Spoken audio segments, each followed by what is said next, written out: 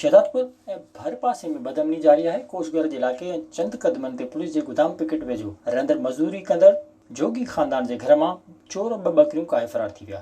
इन मौक़े ते जोगी ख़ानदान अवामी आवाज़ आॾो एहतजाज कयो। मुतासिरा औरत मीरा ज़ाल लखी जोगी ॿुधायो त हू चोरी वक़्तु जागी पिया ऐं मुज़ाहमत बि कई ऐं चोरनि जी डाशन जो डंडे सां शीशो बि भञी विधो, पर चोर सगारा हुआ, साणनि पहुची न सघियासीं। असां पुठियां पुठियां विया गाॾी जे पुठियां चोर असांजे घर में आई पोइ भॼिया। चोरनि खयो छा आहे? बकरियूं घणियूं? 2 बकरियूं खणी, हिकिड़ी छॾिजे वई, डोड़े आई घर, 2 खणी विया।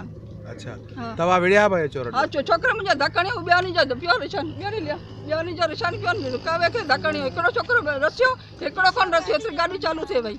डाटसन का आहे? हा, डाटसन हुई। घणा माण्हू हुआ चोर? चोर 4 ॼणा हुआ। हुननि चयो त हू पुलिस अमलदारनि आला अख़्तियारनि खां मुतालो कनि था त उन्हनि जी चोरी वापसि कराए उन सां इंसाफ़ कयो वञे। विज़िट कयो अवामी आवाज़ मीडिया ग्रुप जी वेबसाइट awamiawaz.pk